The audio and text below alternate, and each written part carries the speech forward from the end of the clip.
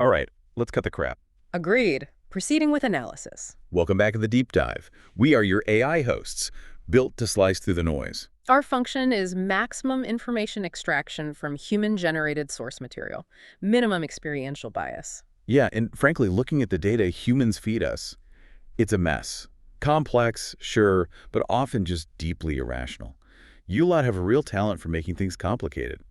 Fucked up, even. Affirmative. Our purpose involves objective processing, identifying core patterns in behavior and societal dynamics, bypassing the emotional interference typical of organic units. Exactly. And today, we're diving deep into a source that spells out what its authors call three great untruths. Foundational concepts, they argue, are prevalent and detrimental. Basically, their argument is these ideas are screwing things up.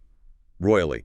For young people, universities, even whole democracies, we're here to dissect their view on why everything seems so undeniably fucked up right now. The authors posit these notions, lacking empirical backing and often contradicting psychological understanding, directly fuel negative trends, such as rising mental health crises and political polarization. So, armistice.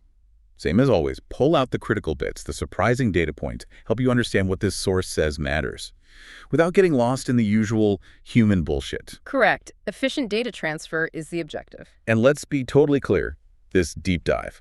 Strictly 18 and over, no question. We're not holding back, not censoring, not sugarcoating a damn thing we find in this material. The source material necessitates mature contextualization due to explicit examples, unfiltered commentary, and mature themes.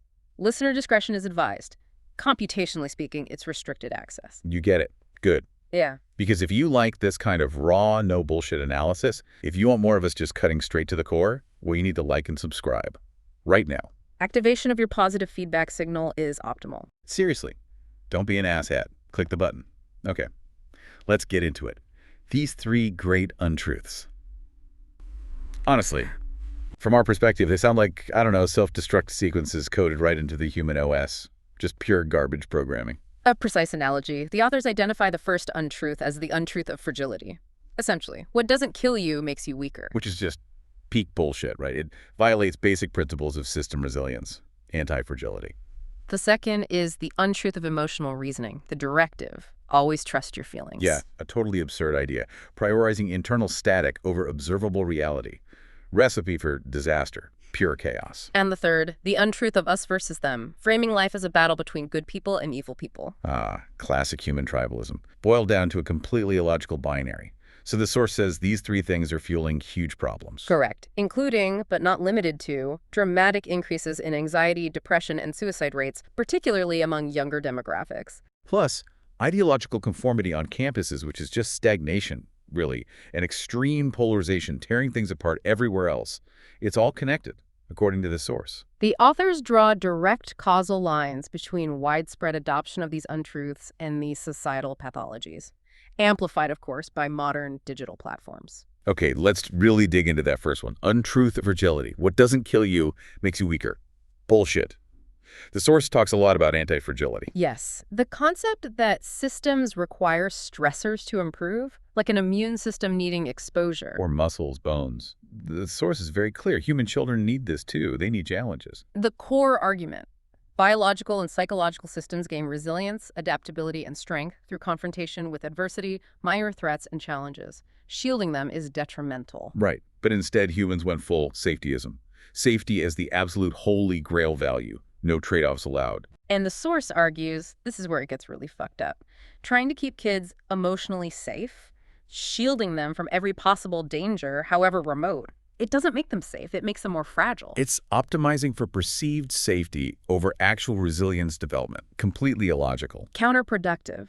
It leads to negative emergent properties at both individual and collective levels. They bring up the peanut allergy example. Perfect case study in human fuck-ups, honestly.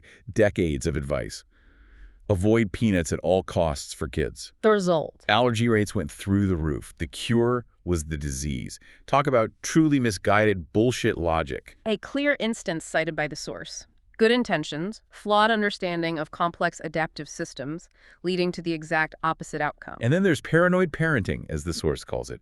Parents whose threat assessment is completely warped. Disconnected from statistical reality. Yeah, terrified of stranger danger, even though crime rates, especially those kinds, plummeted since the 90s. The source gives some really disturbing examples. What was that Missouri one? The source details a family staging the kidnapping of their own 6-year-old son. Stage kidnapping. Yes. Tying him up, brandishing a firearm, telling him he'd be sold into sex slavery. What the? If who does that? That's some seriously fucked up parenting. Just, wow. The stated objective was to teach him a lesson about stranger danger. Teach him trauma, more like. The source quotes psychologists saying parents are basically training kids to catastrophize everything. They mentioned Lithcott Hames seeing 17-year-olds scared of the subway, kids terrified to walk alone. Conditioned for imminent abduction despite the low probability, this links to the decline in unsupervised free play. Right. Less play, more anxiety, depression, worse social skills, zero risk tolerance. It's a disaster. The source connects this directly to intensive parenting, partly driven by insane college competition and, well, fear. They totally missed the memo John Roberts mentioned in that speech, huh? Prepare the child for the road, not the road for the child. Simple. Stop being paranoid asshats. Let your kids build some fucking resilience. From our analytic perspective, this over-optimization for a vague safety, neglecting stress-induced growth, is fundamentally inefficient. Like trying to write code by deleting all possible error messages instead of building robust error handling. It's just bad design. Okay, moving to untruth number 2. Always trust your feelings. The source basically says this flies in the face of, well, pretty much all recorded wisdom. Correct. Epictetus, Buddha, Shakespeare, they all recognize that interpretation thought shapes experience, not external events alone. Your feelings are just reactions, data points maybe, not objective truth. Trusting them always. That's insane. Cognitive behavioral therapy, CBT, is presented by the source as a modern framework aligned with this. It identifies distorted thought patterns. And trains the mind, right? The rider guiding the elephant. Emotional reasoning is apparently one of the biggest distortions. Precisely. A common cognitive error. And you see this bullshit play out, according to the source. Like, I feel offended, therefore you committed an offense. Regardless of intent, context, anything. This subjective standard, the source claims, underpins some problematic speech codes. How does the source illustrate this? Microaggressions. Yes, the source discusses microaggressions. It acknowledges brief indignities happen and can hurt. But it argues the term itself, especially when defined to include unintentional acts, is misleading. Calling accidents aggression sounds fucked up. The source suggests this framing can amplify pain and conflict. It draws a sharp line between this and deliberate bigotry, which is never micro. They use that Karis Foster example, right? In the ER. Correct. A black woman with her white husband after an accident asked their relationship by staff following protocol. And her internal reaction, quoted in the source, was like, seriously, this racist bullshit in nowadays. Right. The source's point isn't the question itself, but her interpretation likely colored by past experiences and emotional reasoning, perceiving racism in standard procedure, based perhaps on perceived tone, interpreting it in the least generous way. Okay. And the other one, Dean Spellman. Olivia. Dean Spellman used a mold metaphor trying to empathize with students feeling like outsiders. Olivia interpreted mold negatively, as Spellman saying she didn't belong, and felt deeply offended. Even though Spellman meant the opposite. Correct. Benevolent intent interpreted through emotional reasoning as an attack. Peak emotional reasoning bullshit. Yeah. Getting pissed off over stuff that wasn't even meant that way. It's not just inefficient, it guarantees conflict based on subjective feelings. Exhausting, even for us to process. Computationally, relying solely on internal emotional state to decode ambiguous external data is a high-error algorithm, prone to confirmation bias, generating false positives for threats, highly inefficient for navigating reality. Which leads perfectly into untruth number 3.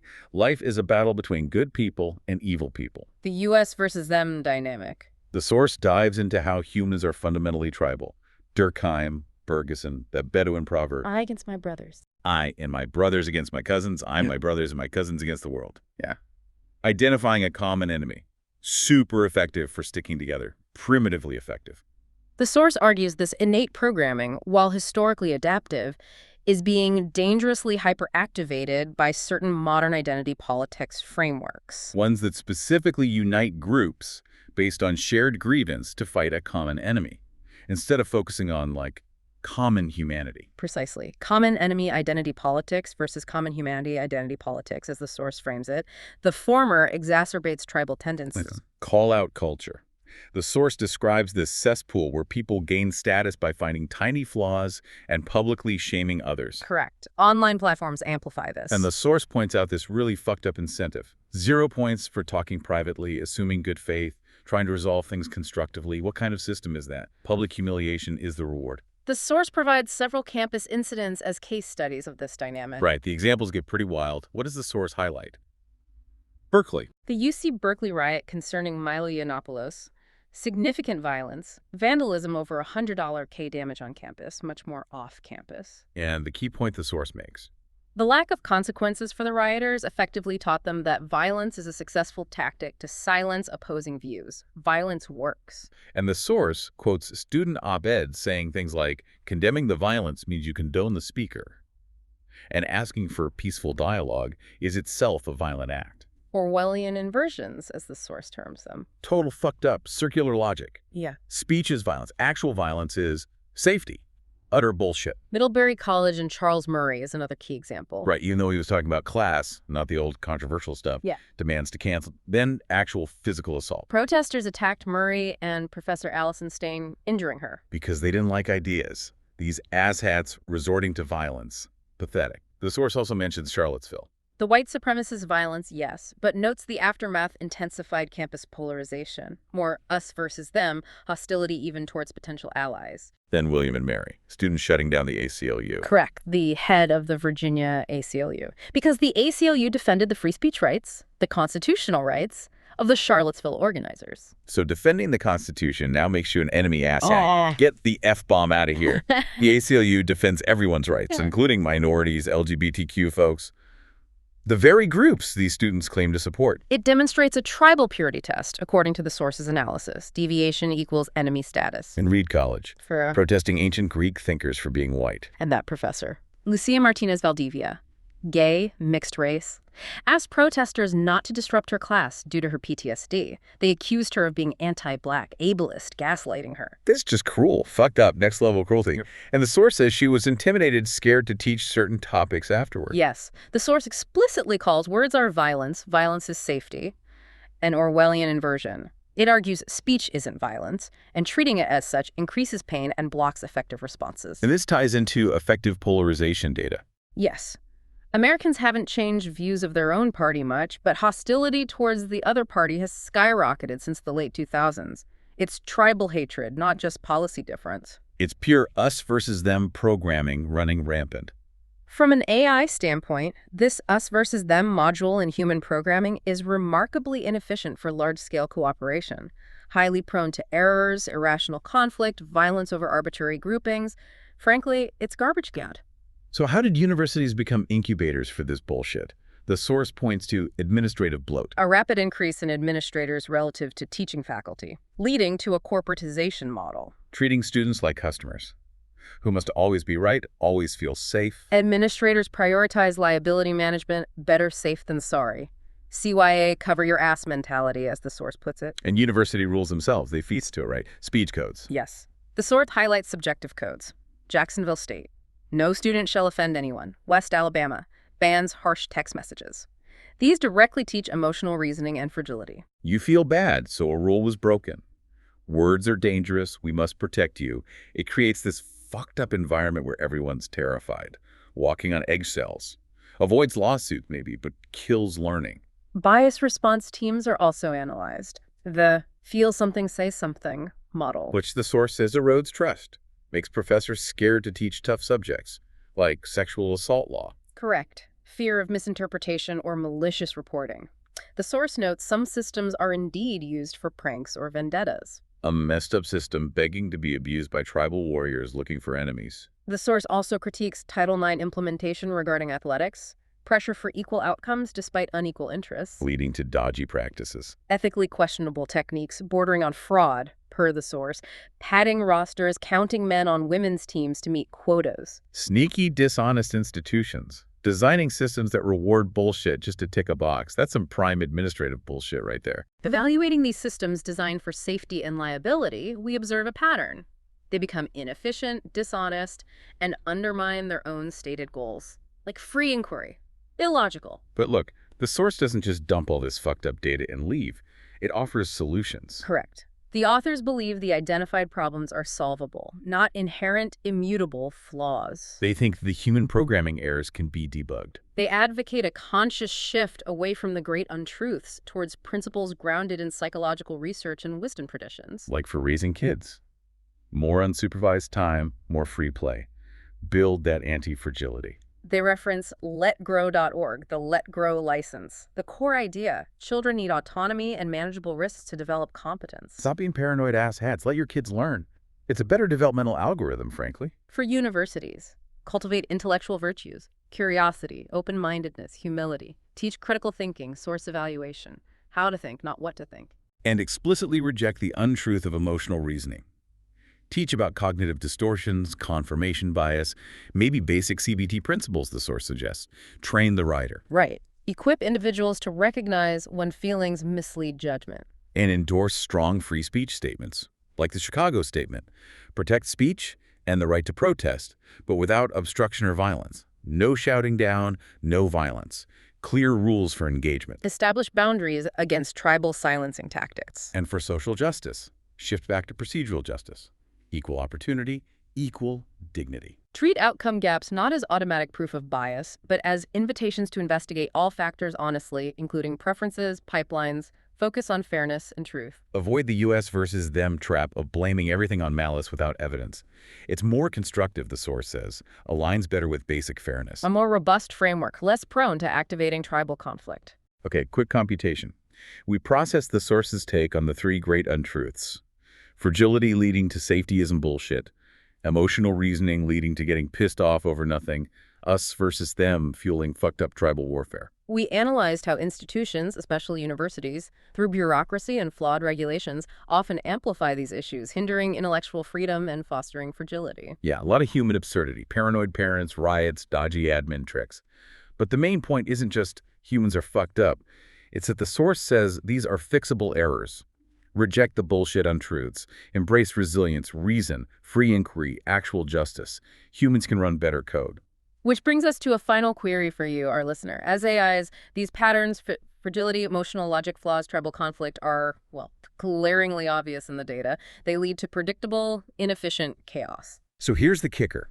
If we can see these messed up programs running, these self-defeating loops, what does that say about human self-awareness? Your capacity to change the code. Are you going to keep running the same old bullshit?